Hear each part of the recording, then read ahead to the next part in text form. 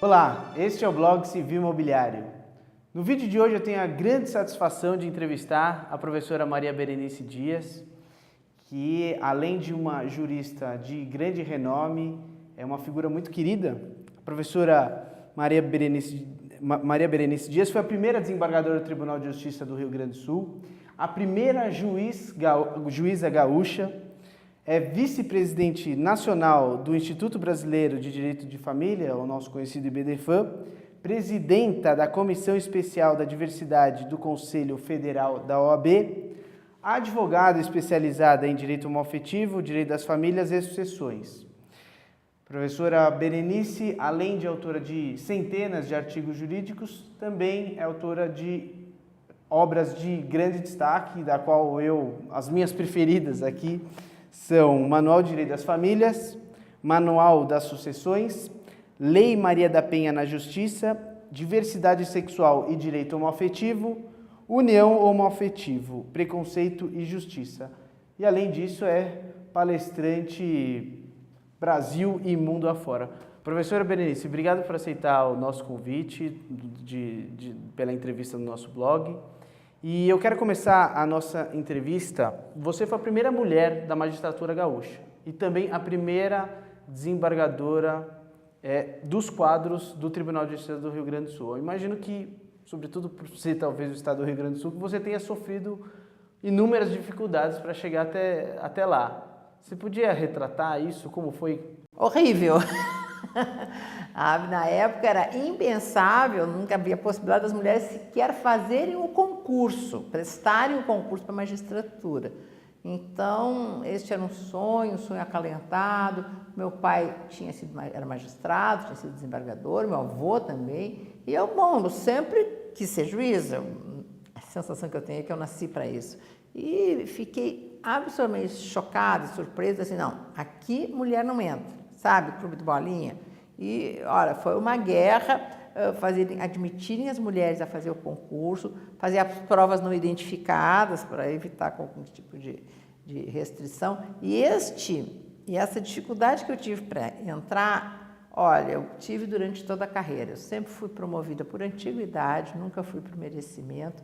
Quando fui para ser promovida a desembargadora no tribunal, depois de ser juíza há 25 anos, eu ainda no universo de 21 votantes no tribunal pleno, eu recebi 7 votos contrários, a promoção por antiguidade. Então, acho que assim, mais do que a discriminação no começo, me doeu mais essa discriminação depois, porque eles já me conheciam, já conheciam o trabalho da mulher, já tinham várias mulheres na magistratura, a gente ficou muito escancarado que a postura foi discriminatória. E acho que, inclusive, na sua posse, a senhora teve a coragem de dizer a respeito disso.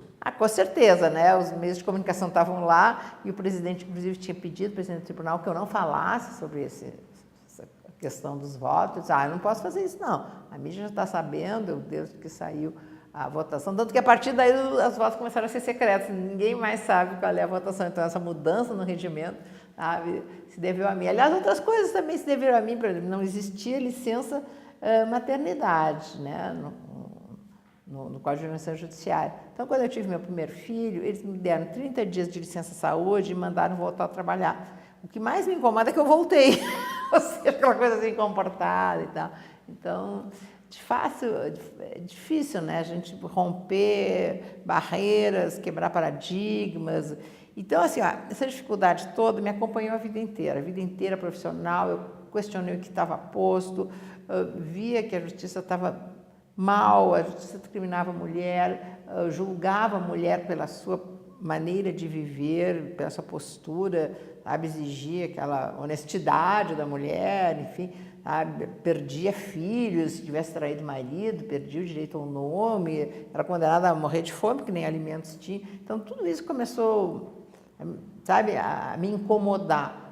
Também as uniões fora do casamento não eram reconhecidas e isso sempre penalizou muito a mulher, porque era ela que não estava com patrimônio, ela entrava na relação, ficava aquela história, ficava em casa, cuidando de filho, enfim, e o patrimônio ficava na mão do homem, e se isso não era uma família, elas nunca ganharam nada. Então, a justiça fez, durante 70 anos, legiões de mulheres famintas. Acho que isso é um tributo que a justiça deve às mulheres, mas, bom, as coisas precisaram mudar e esses questionamentos é que bom, eu acabei me tornando um referencial, porque tudo que está posto, até hoje eu questiono, será que é assim? Será que isso está certo? Será que corresponde ao que tem que ver? Então, por isso essa visibilidade que eu adquiri mais pelos meus questionamentos.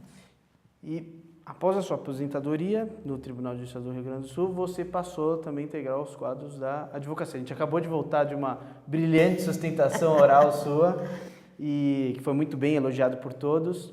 E como tem sido agora trabalhar pelo outro lado, né? Pois é, acontece assim, ó, a minha aposentadoria, 10 anos antes do prazo de aposentadoria, se deveu exatamente a esses questionamentos que sempre foram feitos, ou seja,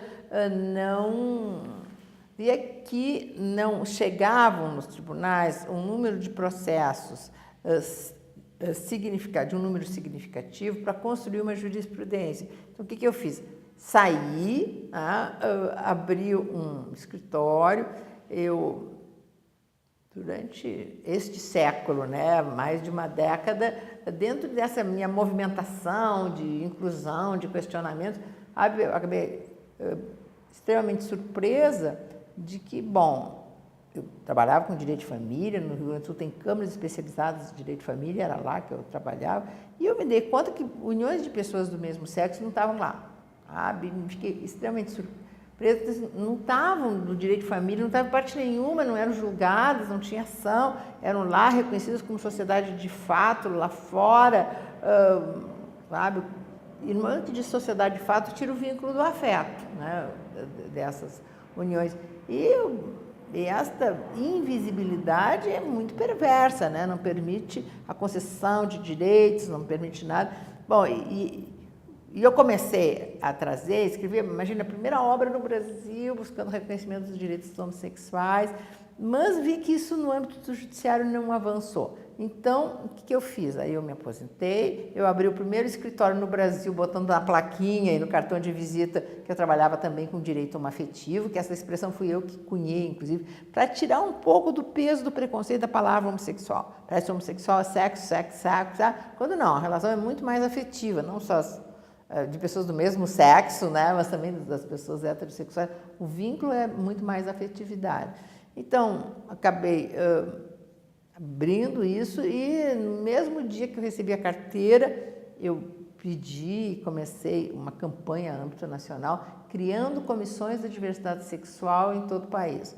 Já tem mais de 100, a minha ideia é ir muito além, né? Eu acabei sendo reconduzida nesse cargo. E esta comissão, porque assim, qual é a ideia? A ideia é qualificar um pouco os advogados, os profissionais do direito para trabalhar com esse que é, no meu entender, um novo ramo do direito, né? Que as pessoas têm que romper um pouco os preconceitos, essa discriminação, para se conseguir avançar nesse sentido. E a senhora também foi uma das fundadoras do IBDFAN, a qual hoje ocupa a vice-presidência. E graças, principalmente à atuação firme do IBDFAN, que o afeto começou a ser visto como esse valor jurídico de uma maior relevância, né? Pois é isso. Eu vou dizer, IBDFAN não é anti-inflamatório, é Instituto Brasileiro de Direito de Família.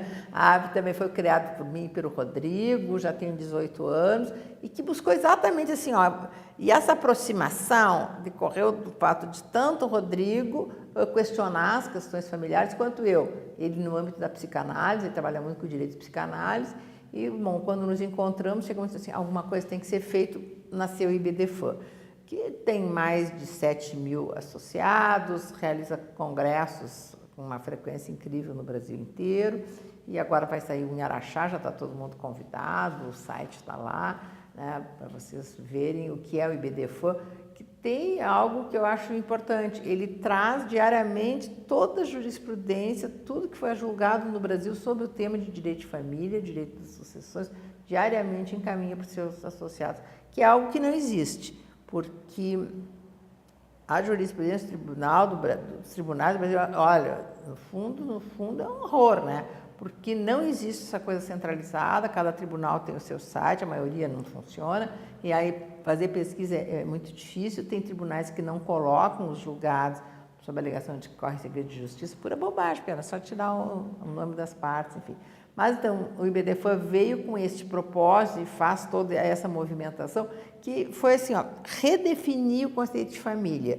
Por isso que a gente agora não fala em família, fala em famílias, direito das famílias. Por quê? Porque família é um conceito plural. Antes a família era do casamento só, que era fora do casamento não era família. Tal do concubinato, sociedade de fato, enfim, não era. Então esse movimento de buscar o reconhecimento da família, além da ideia do casamento, que pluraliza a ideia da família, bom, acabou na própria Constituição Federal. A Constituição Federal trouxe o afeto, emprestou consequências jurídicas, inseriu o afeto no âmbito de proteção do direito de família.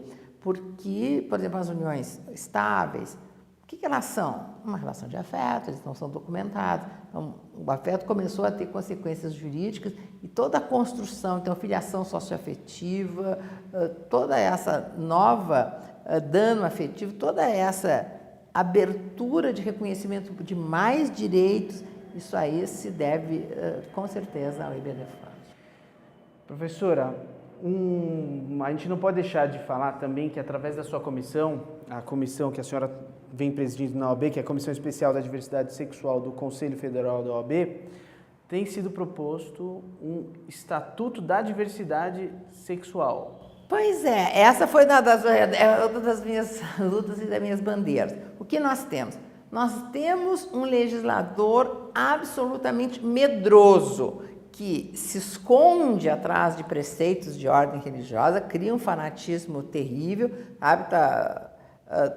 Tomando conta do nosso Congresso, dos meios de comunicação, dos próprios conselhos tutelares, enfim, são organizados, têm dinheiro, não pagam impostos, enfim. Então, nós temos um legislador preconceituoso, né, medroso, que usa a fé, usa esse fanatismo todo para excluir direitos de um segmento da população. Então, não tem como se avançar no país, tem projetos de lei desde 1995, buscando reconhecimento de direitos à população LGBT, de lésbicas, gays, bissexuais, travestis, transexuais. Eu até prefiro agora falar, e agora o meu próximo livro, eu vou mudar essa sigla, eu vou inserir a letra I, que é os intersexuais, que chamavam hermafroditas, que não tem nenhuma regra jurídica que os tutele, são as pessoas que nascem com sexo indefinido. Bom, então, sem lei, o que temos? Temos o avanço da justiça, importantes os avanços da justiça. A justiça, de fato, não é cega, foi a justiça que começou a reconhecer direitos, começou lá no ano de 2000, lá da Justiça do Rio Grande do Sul, eu fui relatora e participei do julgamento das primeiras decisões do Brasil. Só a gente tem que reconhecer, isso aí não é uma sociedade de fato, isso aí é uma sociedade de afeto, então tem que ser trazida para dentro do âmbito do direito de família. E essa foi essa longa trajetória de juntar julgados, de disponibilizar, enfim, e mostrar que isso de fato existe, a justiça de fato foi avançando no Brasil inteiro. Até que em 2011, houve esse julgamento histórico do Supremo Tribunal Federal, tão festejado, que disse sim, que as uniões de pessoas do mesmo sexo é uma entidade familiar, é uma união estável. Então, merece a tutela, merece ser inserida dentro do âmbito do direito de família e com todos os direitos, né? O direito de família, o direito de sucessão, o direito previdenciário, tudo, né? Mas, assim, isso está na jurisprudência, isso não tem uma lei. E, ainda que o Conselho Federal de Medicina, neste ano, tenha baixado uma resolução proibindo aos cartórios, às autoridades competentes, então aí entra todo, negar direito ao casamento, ao reconhecimento da união estável, isso não é suficiente. Em primeiro lugar, porque tem juízes, promotores, enfim, serventuários que não aceitam. Tá? Então, isso que precisa? Precisa ter uma lei, porque a lei até tem um efeito pedagógico, ou seja, de que, olha, isso aqui não está mal. Então, trazer os direitos dessa população tão vulnerável, tão excluída, para dentro do âmbito da tutela do direito. Só que uma coisa, o nosso legislador, do jeito que está, não vai. Então, a ideia e isso surgiu no âmbito desta comissão que eu presido, da Ordem dos Advogados. Então, essa comissão elaborou um projeto de lei amplo, não tem no mundo algo tão significativo, trazendo todos os direitos que essa população já tem reconhecidos, também que é algo muito perverso, criminalizando a homofobia, porque não é crime. Então, o que a justiça pode fazer? A justiça consegue conceder direito, a justiça não consegue punir por falta de lei. Então, neste amplo projeto, a ideia é essa, trazer todos os direitos, criminalizar, enfim. E aí, como é que nós vamos fazer isso entrar lá dentro do Congresso? Aí o exemplo veio da ficha limpa, que foi uma iniciativa popular. Só que, bom, o nosso legislador não legisla e bota empecilhos horríveis para o povo apresentar um projeto de lei, né? Exige 1% do eleitorado. Isso atualmente seria quase 1.500.000 assinaturas, mais do que para abrir um partido político.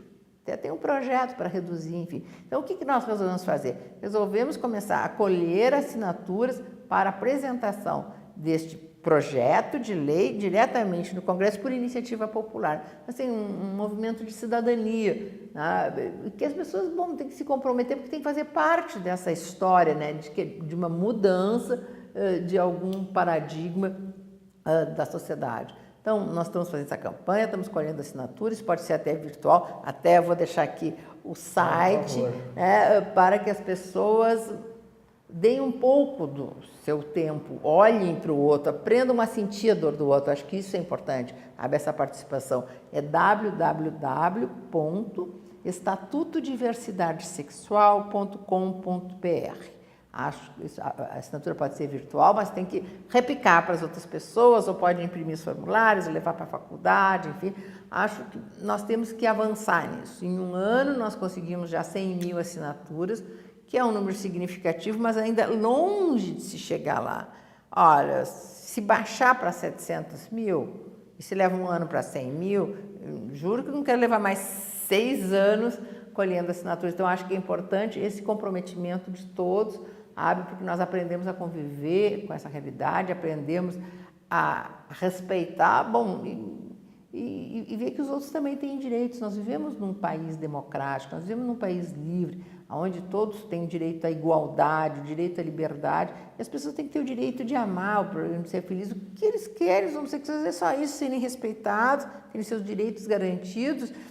E como é que nós podemos achar que o outro não tem, só porque não é igual a mim, sabe? É uma postura muito discriminatória. Essa discriminação, ela está na nossa cultura, e a gente, assim, todos nós temos que fazer uma grande força para romper isso. E acho que por isso que é importante, então, um comprometimento de toda a sociedade, de todas as pessoas, para se conseguir avançar, e então chegar lá, olha, eu quero muito entrar no Congresso, cheio de carrinhos com as assinaturas, enfim, para levarmos ao nosso Congresso a manifestação do povo, ou seja, nós queremos sim que esse segmento da população tenha direitos adquiridos, mas para isso, nós precisamos colher essas assinaturas, é o que eu conto com todos vocês. Professora, eu queria agradecer imensamente a entrevista que foi concedida, além de uma jurista brilhante, conhecida por todos, amada na magistratura, na advocacia, pelos seus alunos. Você também é uma pessoa muito simples, de fácil acesso e está lutando por algo que não é pessoal, que é algo para todos nós. Todos os cidadãos. E eu agradeço muito e o blog fica à sua disposição. Que bom, obrigada, eu adorei.